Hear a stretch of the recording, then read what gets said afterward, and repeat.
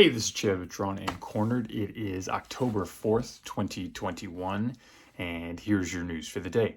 First off, it happened over the weekend. The bills for the infrastructure, the 1 trillion infrastructure and the 3.5 trillion Build Back Better plan from Joe Biden.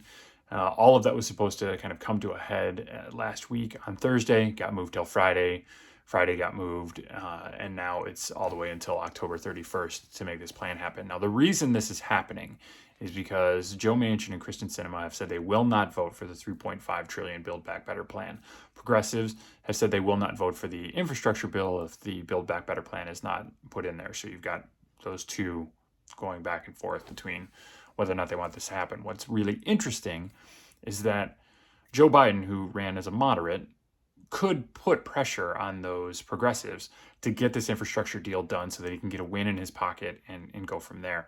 Instead, seemingly, he is pushing the Build Back Better plan, which is an astronomical boondoggle of spending. It's just the numbers aren't accurate in there. The Wall Street Journal said that it's actually probably closer to 5.5 trillion in spending because there are spending limits on there and things that are supposed to sunset, which are never going to sunset because you can't give people money for children for 3 years and then expect that on that fourth year that the program's going to get pulled. It's just not going to happen. But that's how they're doing their little budget gimmicks to make those numbers be 3.5 instead of 5 something.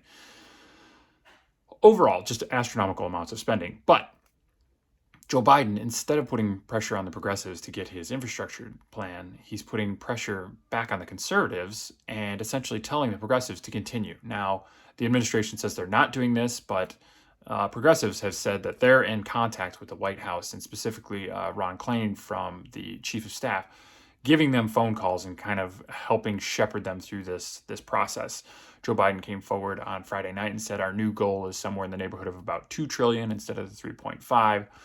Again, that's higher than Manchin and Sinema have said they're going to go, and it does cut a lot from the progressive side. So I don't know if anybody has agreed to this, but we have a whole month now of October to see whether or not they can get through this and come with a plan that makes sense. It seems like Joe Biden is all in for the progressive, super heavy spending, trying to make or break his administration with this one shot. And it could be exactly that. Either he gets it all or he'll get nothing. And I have a hard time again believing, and you heard my prediction from last week, they're going to figure out a way to make something work here because it does the progressives no good to get nothing. It does Manchin and Sinema no good to get nothing. All of this will be sort of around the debt ceiling as well. Republicans have said that they're not going to help Democrats raise the debt ceiling, that they'll have to do that on their own, which is essentially a way to get the progressives to do, or excuse me, the Democrats to use reconciliation for this as opposed to the Build Back Better plan.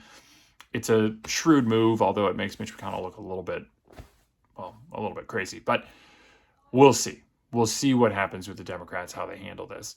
The second thing, which I think probably is a far bigger deal, at least in the short term, because it will have impacts on the Build Back Better plan, is that COVID is going away. We've had a 35% reduction in cases since September 1st. It seems like everything is following this sort of 2-month spike or this hump of 2 months. Every time we have an outbreak of COVID, it lasts for about 2 months and then it tapers off. They say they don't know why. It doesn't follow any human behavior changes. It doesn't follow any legislative changes, any mandates, any lockdowns. It doesn't follow any of that. It just sort of goes up for 2 months and comes back down. So if we have any further outbreaks, you expect it'll go up for about 2 months and then it'll come back down. That seems to be the way everything's going. But at this point, it's coming back down. Now, the problem for the Democrats is that if this comes back down, there's less reason to be concerned about all of these payouts that need to happen because people can go back to work. People can continue buying the products that they need. People can continue doing everything they need to do. Life should be capable of returning back to normal. This is where it's going to get really interesting. Democrats are not going to let it get back to normal because if they do, there's less need for that Build Back Better plan. So they've got a counter incentive to normalcy.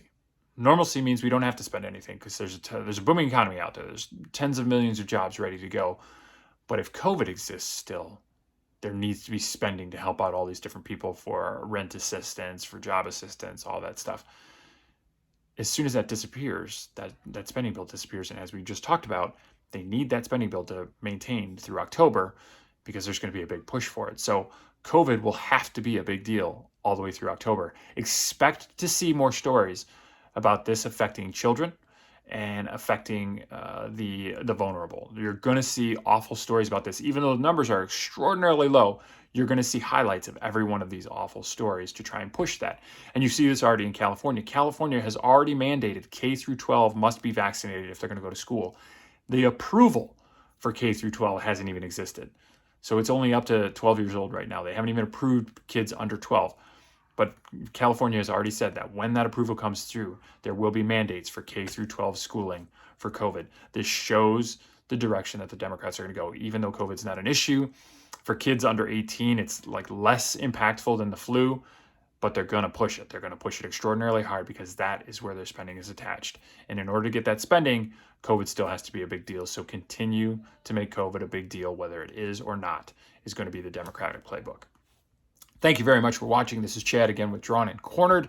We're going to do stories every day. We do a little bit of news, a little bit of analysis every day, Monday, Tuesday, Wednesday, Thursday, Friday. If you like that sort of thing, subscribe below. If you have any questions, comments, critiques, think I'm crazy, leave that down below in the comments as well. Thank you very much for watching, and I'll see you again tomorrow.